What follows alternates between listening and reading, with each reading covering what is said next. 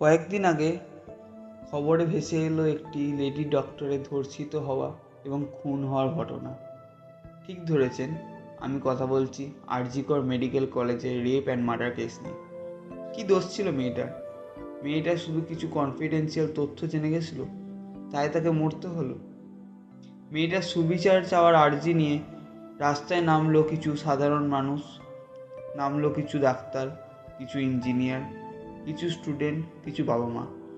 মাঝখান থেকে সুযোগ পেল কিছু রাজনৈতিক দল। কেউ পিঠ বাঁচাতে, আবার কেউ নিজেদের দলের নাম উজ্জ্বল করতে রাস্তায় নামলো। মুখে একটাই রব, জাস্টিস ফর আরজি কর। আস্তে আস্তে হারিয়ে গেল সেই বিচার চাওয়ার স্লোগান। কানে শুধু আসতে থাকলো এক একটা রাজনৈতিক দলের জয়ের ধ্বনি। হারিয়ে গেল সেই মেয়েটার গল্প,